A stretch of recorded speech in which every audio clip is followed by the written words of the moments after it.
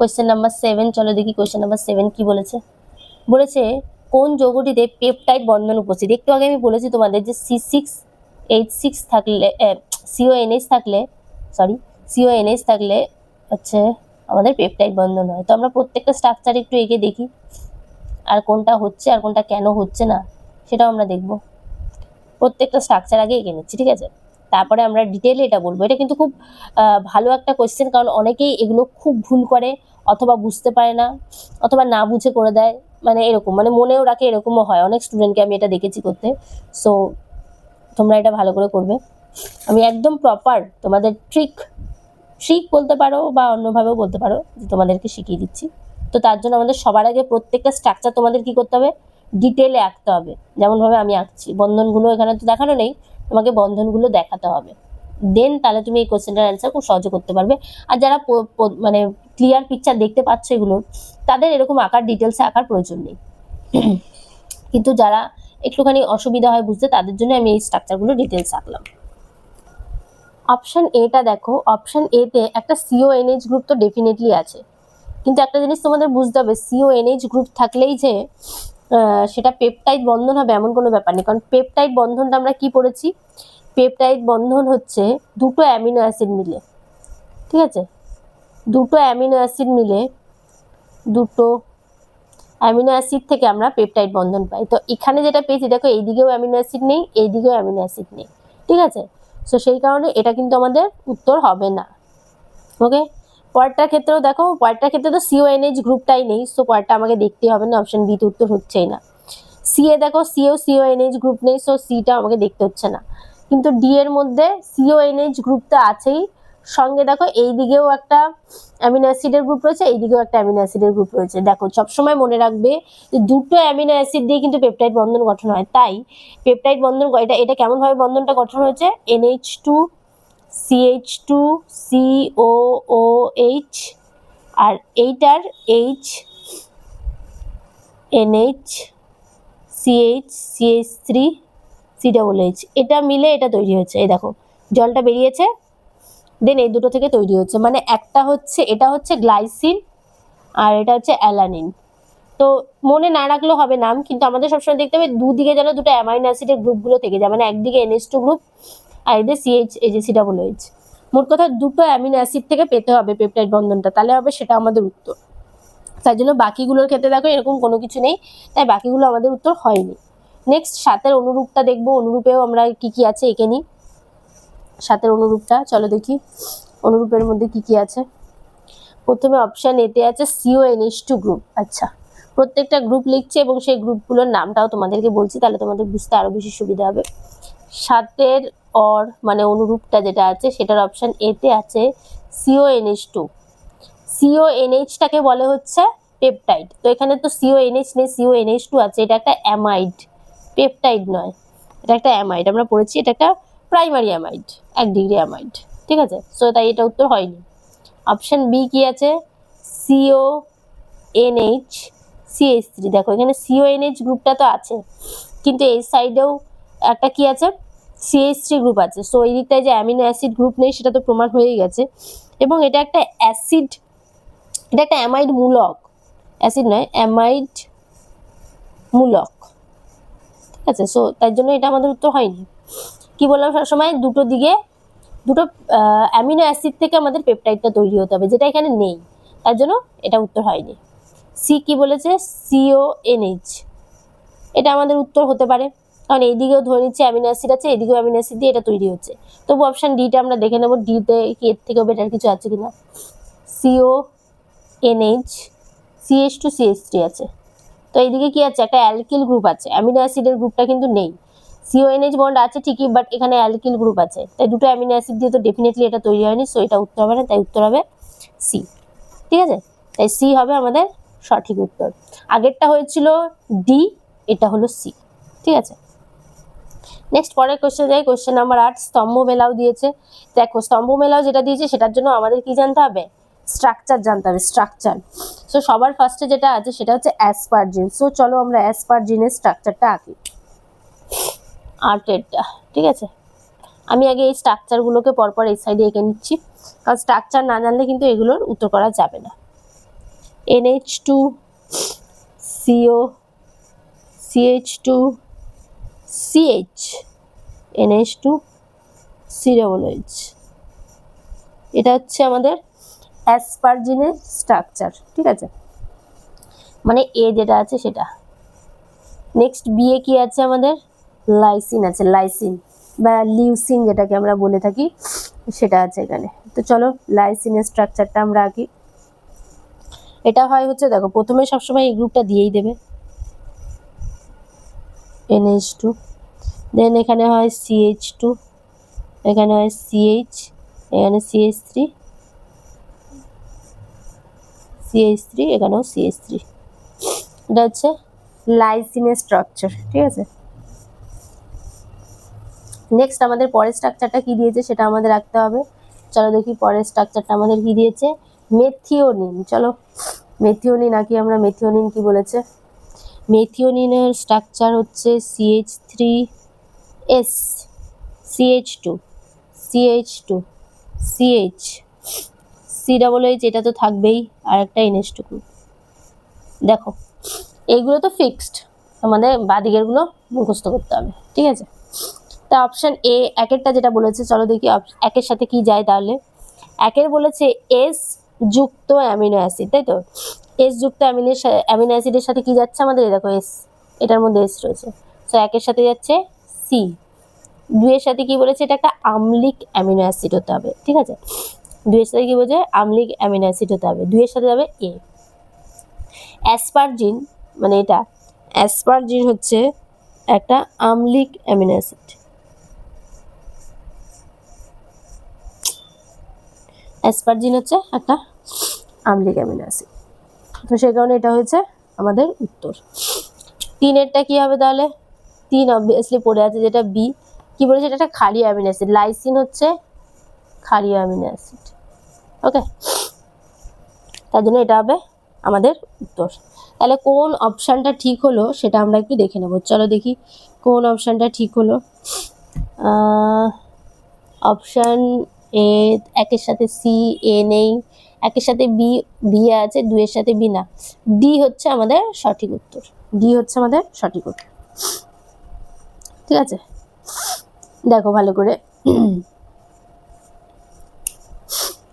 এবার অনেকেই তোমাদের মধ্যে এটা কোয়ারিজ থাকতে পারে যে অ্যাসপারজিন আর লাইসিনের মধ্যে কোনটা আম্লিক কোনটা ক্ষারীয়, আমি কি করে বুঝবো? দেখো লাইসিন হচ্ছে বলেছে একটা ক্ষারীয় অ্যামিনো অ্যাসিড, কারণ এর পার্শ্ব শৃঙ্খলে দেখো NH2 গ্রুপটা আছে, ঠিক আছে, NH2 গ্রুপটা আছে। আর আম্লিক অ্যাসিডের ক্ষেত্রে অ্যাসপার্টিক অ্যাসিডের কথা বলা হচ্ছে, কারণ অ্যাসপার্টিক অ্যাসিডের পার্শ্ব শৃঙ্খলে COOH গ্রুপটা আছে, সো সেই কারণে এটা হচ্ছে আমাদের আম্লিক অ্যাসিড, আরেকটা হচ্ছে ক্ষারীয় অ্যামিনো অ্যাসিড, ঠিক আছে। নেক্সট পরের প্রশ্নে যাব, কোয়েশ্চেন নাম্বার 9। চলো দেখি কোয়েশ্চেন নাম্বার 9 কি বলেছে। 9 বলেছে প্রোটিনের মনোমার একক। প্রোটিনের মনোমার একক কি আমরা সকলেই জানি, সেটা হচ্ছে অ্যামিনো অ্যাসিড। তাই 9-এর সঠিক উত্তর কি হবে? সি হবে সঠিক উত্তর, ঠিক আছে। অনুরূপ প্রশ্ন যেটা আছে অর, বলেছে প্রোটিন পরিপাকের অন্তিম পদার্থটি কি, ঠিক আছে। এটাও এগেইন সেম অ্যান্সার হবে আমাদের option B, alpha amino acid, ঠিক আছে। নেক্সট 10 চাই। 10 দেখি কি বলেছে। ড্যাশ হলো প্রোটিনের একটি মনোমার যাতে সালফার বর্তমান, ঠিক আছে। সো এটা কি হবে? সিস্টেইন হয়। তো এগুলোরও আমাদের স্ট্রাকচার আঁকতে হবে। বলেছে এমন একটা আঁকতে যেটা এস, কি বলেছে? যাতে সালফার বর্তমান, হ্যাঁ এস বর্তমান। তো চলো আমরা এই স্ট্রাকচারগুলো আঁকি। আমাদের কি লাইসিন কোনোটাই দিয়েছে? না, এটা লাগছে না, লিখে কোনো লাভ হলো না। আচ্ছা, সিস্টেইন আঁকবো, টাইরোসিন আঁকবো, সিস্টিন আঁকবো, গ্লাইসিন আঁকবো। অপশন এ যেটা আছে এটা মুছে দিচ্ছি, এটা আমাদের দরকার নেই আর। অপশন এ কি আছে? এর মধ্যে আছে হচ্ছে সিস্টেইন। তো চলো সিস্টেইন আঁকি। SH CH2 CH NH2 COOH, এটা হচ্ছে সিস্টেইন। সিস্টেইনের মধ্যে কি গ্রুপ আছে? CH2SH গ্রুপটা আছে, ঠিক আছে, সিস্টেইন। তো আমাদের বলেছে না সালফার বর্তমান, তাহলে তো অপশন এই আমাদের উত্তর হয়ে গেল। 10-এর উত্তর কি হলো? Option A. বিটা আমরা চলো একবার এঁকে নিই, তবুও টাইরোসিন। টাইরোসিনের স্ট্রাকচারটা আমি অলরেডি একবার এঁকেছি, এখন আমি আরও একবার আঁকবো, কারণ যত বেশি আঁকবে এই সমস্ত স্ট্রাকচারগুলো তত তোমার বেশি কিন্তু মনে থাকবে।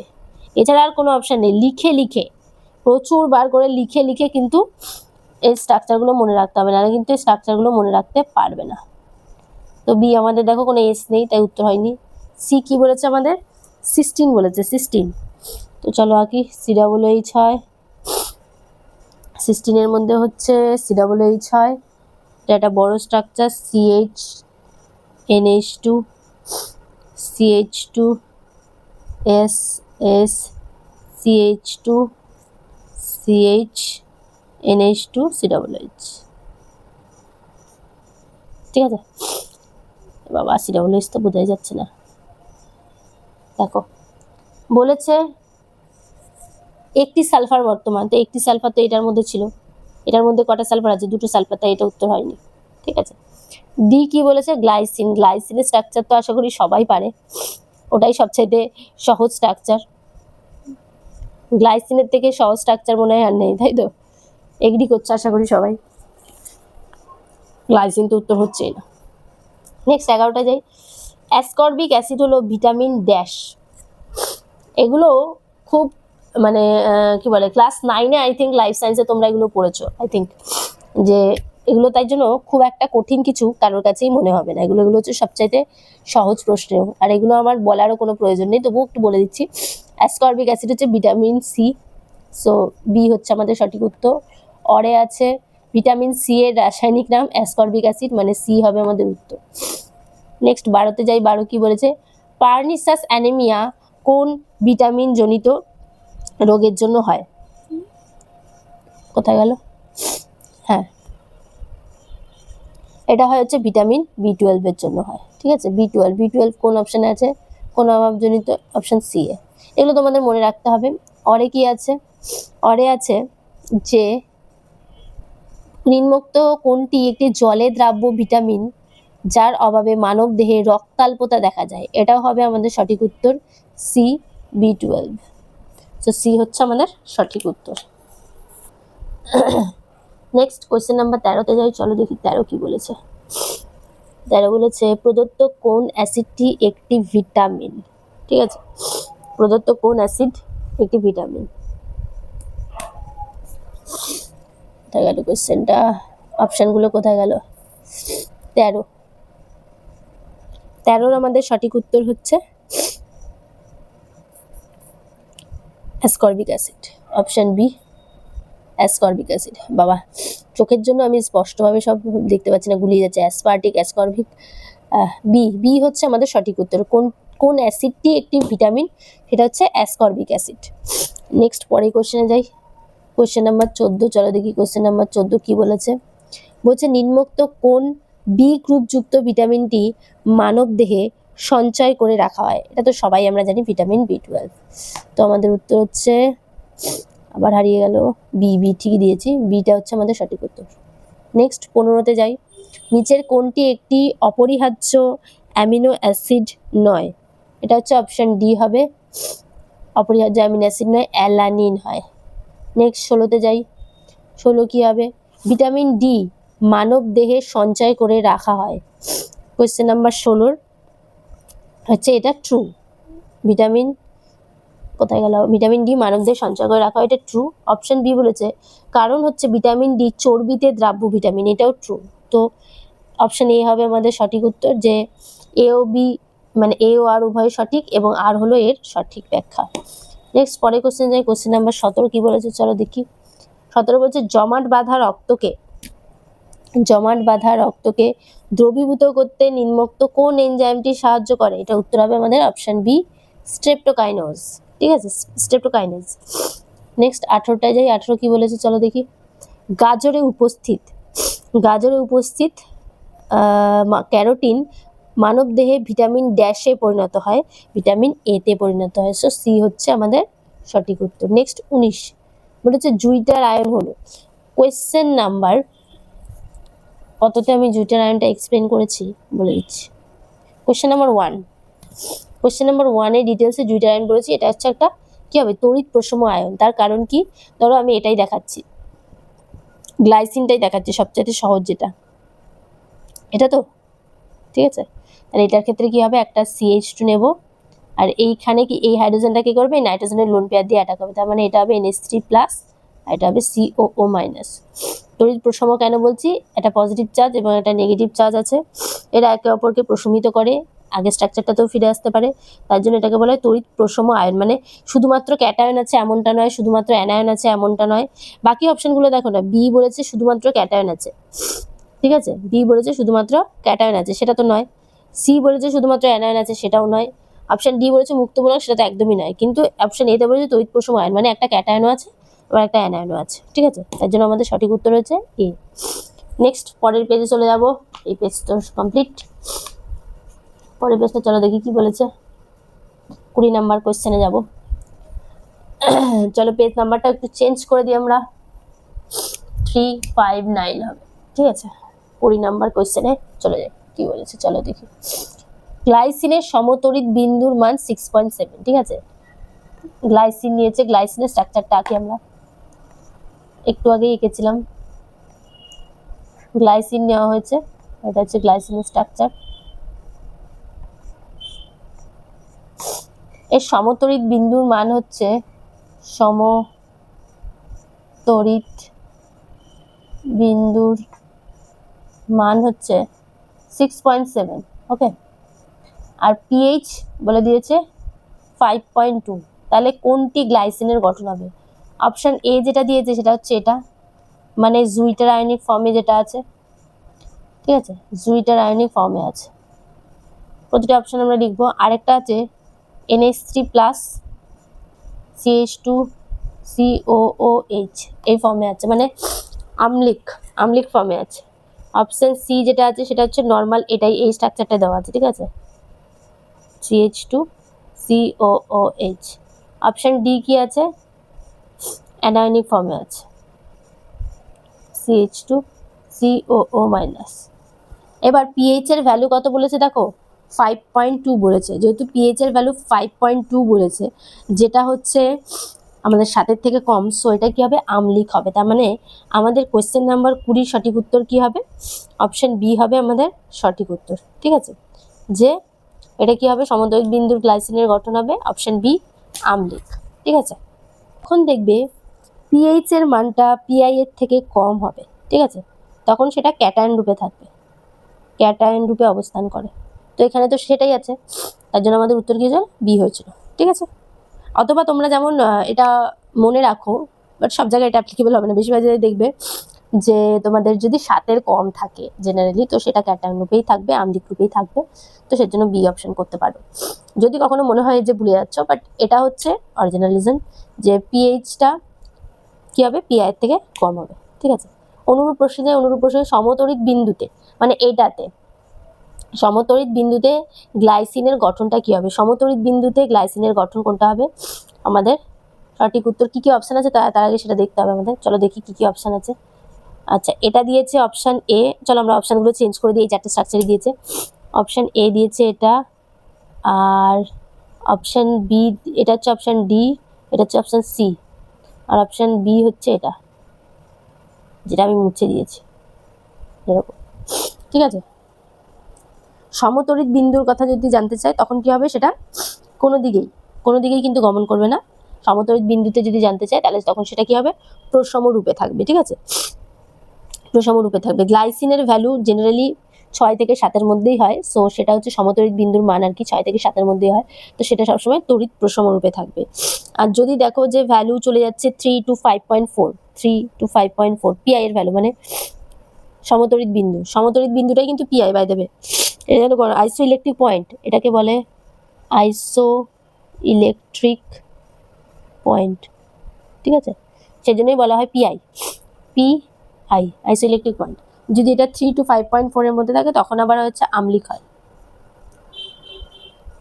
আর যদি দেখো 7-এর বেশি থাকে, মানে কনসেপ্টটা না ঘুরে ফিরে একই, মানে যেমন তোমরা পিএইচ দিয়ে পড়েছো ঠিক সেইভাবেই হবে, তাই চিন্তা করার কোনো দরকার নেই, ঠিক আছে, বেসিক বা ক্ষারকীয়,